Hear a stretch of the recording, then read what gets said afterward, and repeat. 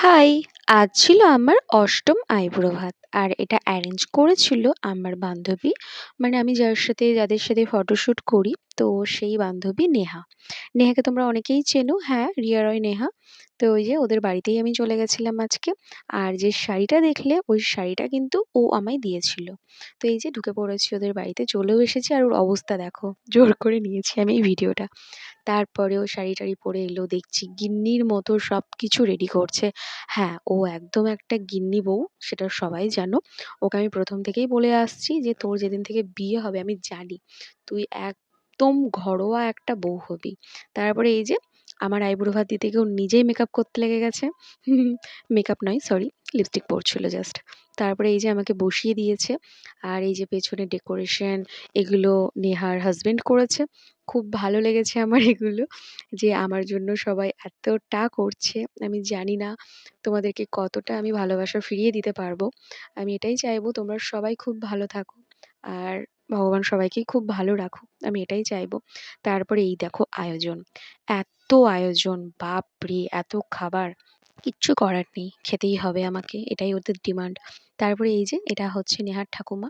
খুবই ভালো, খুবই সুইট। তাই যে আমাকে আশীর্বাদ করছে ফার্স্টেই। আর আমাকে এতটা পায়েস জোর করে খাইয়ে দিল।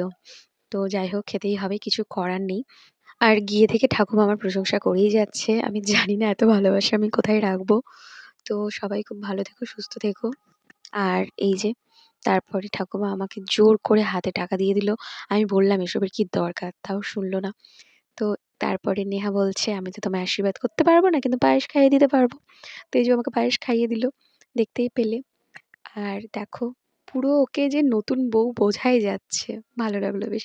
তারপরে খেতে যাচ্ছি, যখনই খাচ্ছি কখন যে এই ভিডিওগুলো ও নিয়েছে আমি নিজেও জানি না। বাট ক্লিপগুলো খুব ভালো নিয়েছে বলে আমি তোমাদের সাথে শেয়ার করলাম।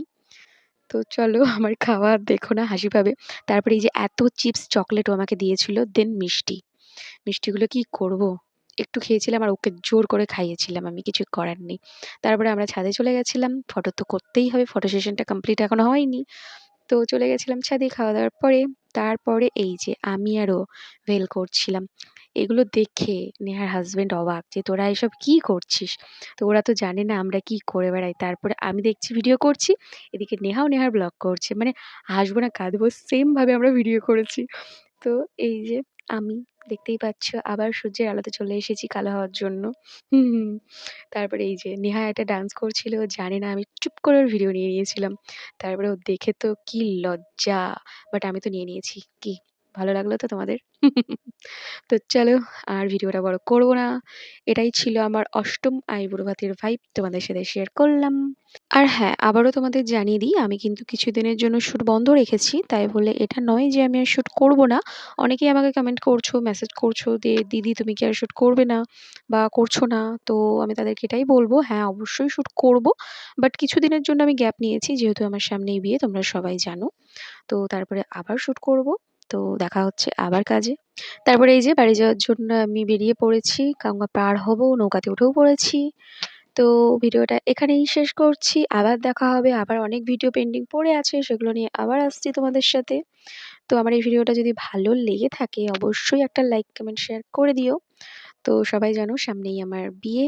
তো সবার কাছে একটাই চাওয়া, তোমরা আশীর্বাদ করো সব যেন ঠিকঠাকভাবে সম্পন্ন হয়। তো চলো, টাটা। আজকের মতো এখানেই, আবার আসছি। বাই।